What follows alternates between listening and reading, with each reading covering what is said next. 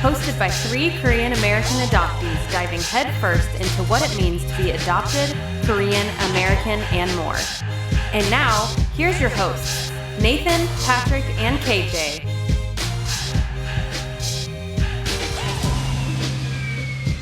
What's up, everybody? It's Patrick here. Recording this Monday morning, June 27th, after a really long, really stressful, really life-giving and also life-altering weekend for many of us. We're still on a break. This is not your typical Janchi Show episode. I'm going to be going at this alone because I got a lot of thoughts that I wanted to get out and I wanted to share with everyone. Also trying to get back in the podcast game. We are actively working to schedule our next recordings and getting ready to come back in July better, stronger, differently than we left at the end of May. And if you haven't already, KJ put out a bonus episode on Christianity and adoption with Zach Lubin and Haley Hudler. Very interesting conversation. Highly recommend you go check that out if you haven't already. Today, I'm going to be talking a little bit about everything that's kind of went on over the weekend, specifically my being at the Unity March in D.C., and then talking a little bit about what happened with the Supreme Court last Friday with the overturning of Roe, and where I'm at with that and where I feel like it's going to be going moving forward. So thank you for being here. I apologize if this is a little rambly. I'm going to try and keep it as short as possible. Y'all know that I like to talk a little bit. So, anyways, just going to jump right in. So this past weekend was also Con. Nathan was out at Con, and it looked like it was absolutely fantastic. And at the beginning of last week, I had just returned home from my honeymoon. Emily and I went to Greece, and originally I thought it was going to be over this past weekend to where I would not be able to attend Con. I really wanted to go, and unfortunately it just wasn't going to work out. And when I found out that my honeymoon did not fall in those days, I also learned at the same time that this event called the Unity March was going to be happening in D.C. And the Unity March is the first annual large gathering of Asian Americans to celebrate, to advocate for our community, specifically in our nation's capital. And I really wanted to go to Con. Again, lots of FOMO from the photos and the videos. It looks like it was a really amazing time, and I know I've been hyping it up here on the show, that it's going to be something really incredible, and we're going to be looking back at that particular conference as something that was a really pivotal moment in our community. But after checking prices, things like that, flights, other stuff, it just wasn't in the cards for me specifically to be able to go. And also speaking with some friends, specifically Katie Gagel and Hannah Lee, both of whom were going to be going to DC for the Unity March, I just felt like it was the right place for me to be this weekend. And so made the decision that I was definitely going to go to DC once we returned from Greece. And then Thursday, we started to see SCOTUS drop rulings.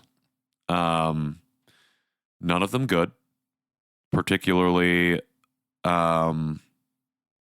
ruling that, guns specifically are something that the federal government will legislate and that they consider to be a right that shouldn't be taken away.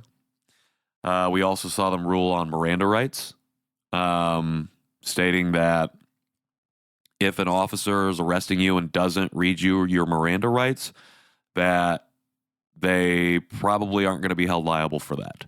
And so something that's going to be very, very difficult to fight against in court if that were to be a situation that happens. So 2 rulings there, not great. And then Friday, the shoe we've been all waiting for to drop dropped, and Roe was overturned. Particularly devastating for anyone who's able to get pregnant, who has a uterus, and who will need this type of health care to survive, to live, for their own well-being. And this ruling coming right on the eve of the first annual Unity March was really telling, I think. Obviously, I don't think SCOTUS was specifically thinking about, oh, there's going to be a bunch of Asian Americans here. Let's put a bunch of controversial rulings out. I don't think that they have the foresight or even the perspective to make that decision. But it happened nonetheless. And so as we were driving to D.C., Katie and I, we knew that the march was taking on a different meaning. And we also knew that while an expected 15,000 people, or while we were expecting upwards of 15,000 people to show up for the Unity March, that this ruling was definitely going to probably put a dent in the amount of people that showed up specifically for this event.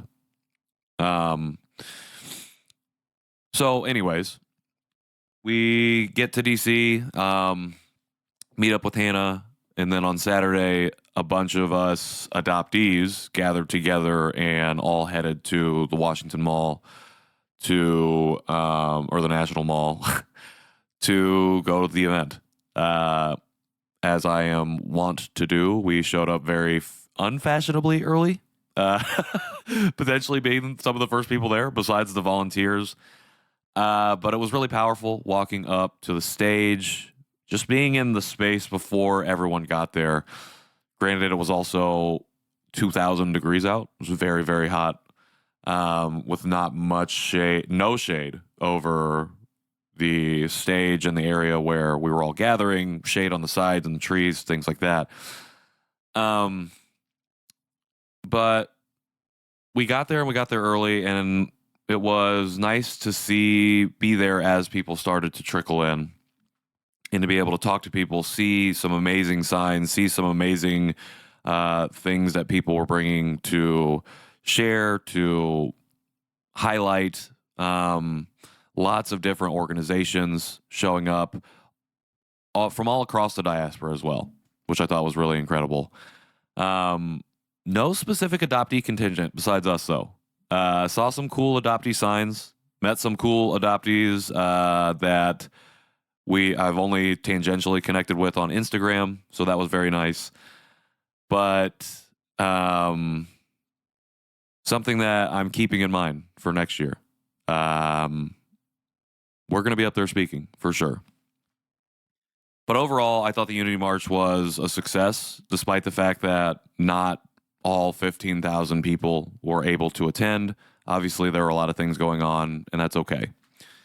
But for the people that did show up, who braved the heat, who turned out on Saturday, were there and ready to go to celebrate us and to also be loud and be heard. We were doing this on the National Mall in the shadow of the Capitol building, and also on the other side, I think there's like an art place, but you can see like the Washington Monument on the west side, Capitol building on the east side.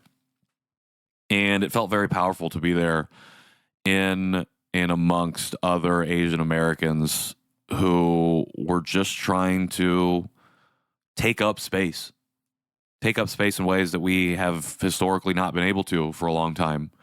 You know, this comes on the heels of the 40th anniversary of Vincent Chin's murder. And that was felt throughout the proceedings because his murder and the subsequent fallout from the trial galvanized Asian Americans in a way that had not happened before.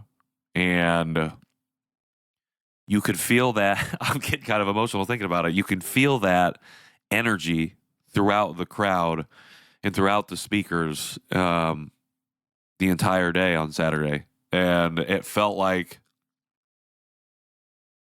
very powerful to be a part of that. Two things. I highlighted both of them on my post, but I wanted to talk just a little bit more about it here. Two speeches that really stuck out to me. I'm going to start with Christian Hall's parents. For those of you who don't know, Christian Hall was a 19-year-old Chinese American adoptee. Lived in Pennsylvania in December of 2020. Was in the midst of a mental health crisis. Called 911 to alert them anonymously, but to alert them that there was a potential jumper on an overpass. Someone who was suicidal. He was referring to himself. And the police came and shot him 8 times and killed him. They subsequently tried to cover it up. And it only took 11 months, but finally the full video was released, and it clearly shows that Christian's hands were up. He was not moving or advancing towards the police when they shot him. And so I have been advocating for Christian and for justice for Christian Hall for a while now. If you've been following on Instagram, you can see that. And I've had the privilege of connecting with his parents, Gareth and Faye, a few different times. But I had no idea that they were going to be at the Unity March. And when we got there, I'm glad.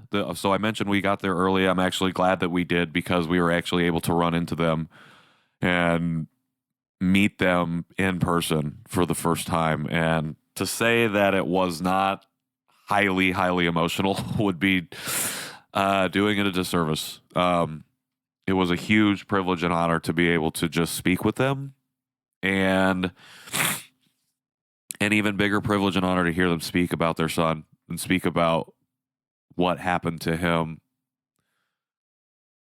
at this very, very important moment in the history of our community.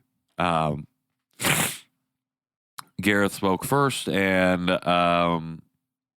really the crux of his words were a letter that Christian wrote right before Father's Day of 2020 that he had given to Gareth. And I was bawling. I could not stop the tears. And to say, I think everybody in the crowd was grieving with them. And then Christian's mother, Faye, she got up and spoke very forcefully about what had happened to Christian, why he needed help, not at the end of a bullet, but just from the mental health issues that he was suffering from and going through at that time. And as we all know here, adoptees very susceptible to mental health issues. Study shows 4 times as likely to at least attempt a suicide as opposed to non-adopted people. It's a 2013 study. And that at the end of the day, he needed help. And he did not receive it. We failed him. America failed him. The Pennsylvania State Police failed Christian Hall. And it was just very powerful to see their bravery and courage to step up in front of 1,000 people and share these words, to make sure that their son's name lives on in the minds and hearts of Asian America as well as beyond that. Very, very powerful. One other thing, when we were speaking with Gareth and Faye prior to all this, right at the beginning when we had first shown up,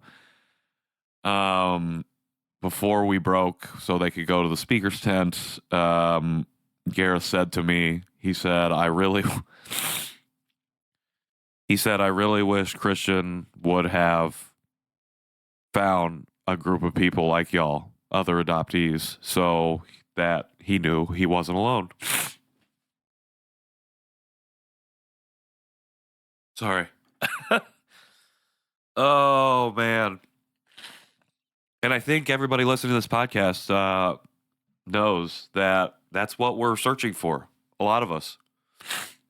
A community, a group of people who understand and who get it. And are there for each other in these times of great pain and suffering. To know that you're not there by yourself. That you're not in this alone, this fight, this life. Oh, man. Because he wasn't, even though he felt that he was. And that's why I do this. That's why we do this. Because if we can even help one person know that they're not by themselves in this journey, then it's worth it.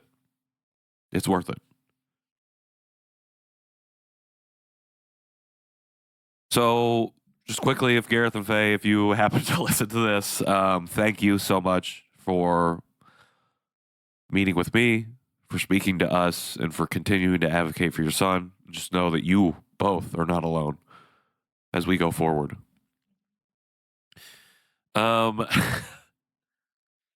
The other speaker that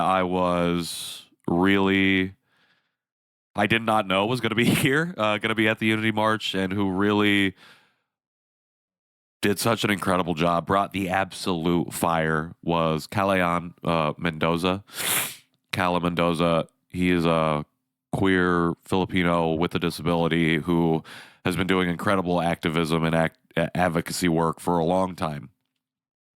And I first was made aware of Cala through Michelle Kim's work, and have been following him and learning a lot from him over the past year. And his words really, really resonated with me because he doesn't sugarcoat what's going on. He didn't stand up and say, we can count on these people in Washington to protect us, because we can't. And as we stood in the shadow of the Capitol, and he points to this building and says, we cannot rely on you, on these people to protect us. We cannot look to them for safety. It really, really resonated with me. And just the fervor and the passion with which he spoke on this was just really incredible. And, you know, I can stand up here or sit here and speak and talk about a lot of things, but at the end of the day, you know, I'm still building my bank of experience, my library of knowledge. And Cala is drawing on so much of that because he's been doing it for so long. And to hear those people that you look up to speaking so forcefully and essentially putting a target on their backs as being leaders of movements that matter. You know, people in Congress don't want to hear what he has to say, but he stands up there and says it. And I think that, again, like Christian's parents, the bravery and the courage to stand up and be so forceful, to demand justice and action, to encourage and empower us in the crowd to take it upon ourselves, because that's the only way that we can do it.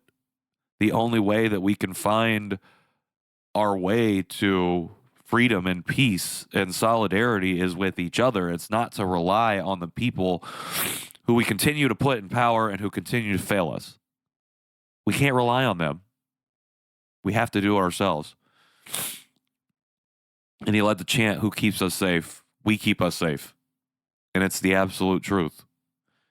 because we have to, if anything, over this past weekend, if we learned anything, it's that we have to do this work for ourselves. And that the people who end up in these positions of power, knowing that we also have the power to change that. And so thank you, Kala, if you are listening to this, for everything that you do and everything that you shared on Saturday. I'm excited to continue following along with your work. But that brings me to everything else that kind of happened this weekend, especially Roe falling on Friday.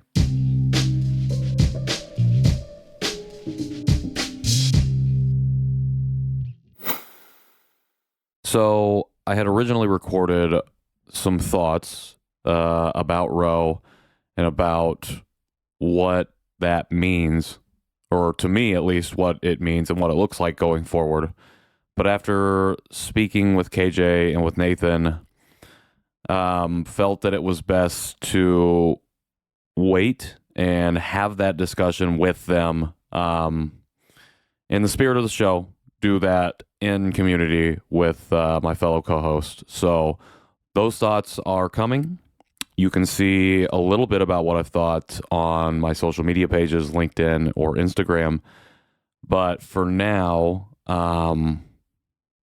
we'll leave it at that with the Unity March, which was very powerful in its own right, regardless of the decisions that came out over the weekend from the Supreme Court.